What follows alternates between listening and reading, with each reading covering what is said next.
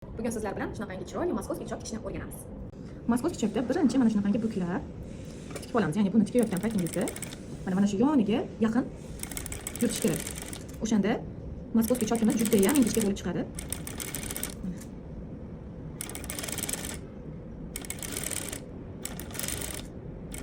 Bir buklab tikib olgandan keyin birinchi qiladigan ishimiz dazmol qilamiz. Bu pichoqimizni tekis chiqishiga yordam beradi.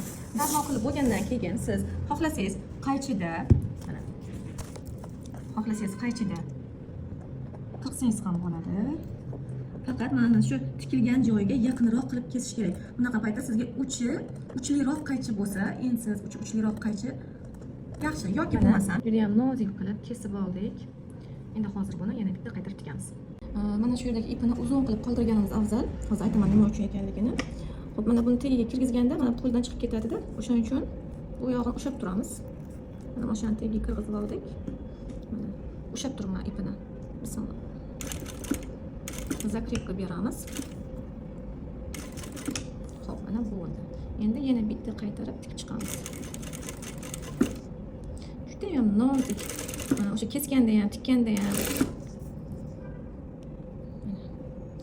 birinchi 2 sm sal yirikroq qaytarilishi mumkin. O'sha bu yog'iga juda ham noziklashib, ingichkalashib ketadi.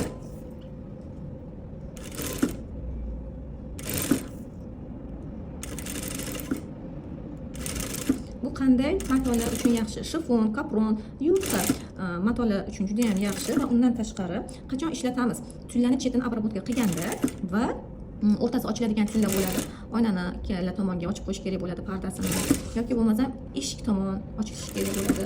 Ya'ni o'rtasidan razrez bo'lgan tulla uchun juda ham yaxshi. Akkuratniy bo'lib, chiroyli bo'lib ko'rinib turadi.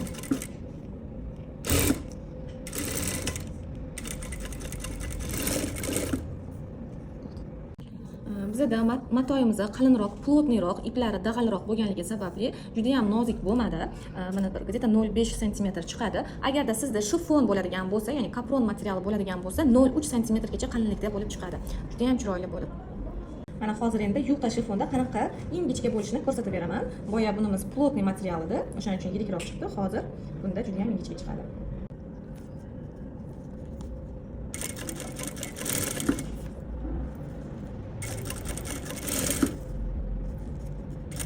Buni o'zini lapkasi ham bor, maskovskiy shovni, lekin lapkasidan ko'ra mana shunaqangi ruchnoy обработка bilan tikkan, akkuratniy va nozikroq chiqadi.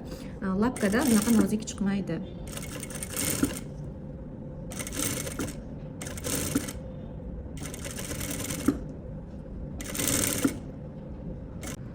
Mana dazmol qilib oldik, hech qayerga tortilmagan, juda ham yaxshi. Hozir 0,5 da stimka qilamiz-da, o'shaning uchun yirik ko'rinyapti. 10 sm-da o'lchab ko'rsataman. Xo'p, mana 0,4 sm bu juda ham yaxshi. Mana 0,4 shunaqa. Mana 0,5 ga yetmaydi. Ya'ni 0,5 sm ga, yarim sm ga mana yetmaydi. Juda ham idealniy chiqqan.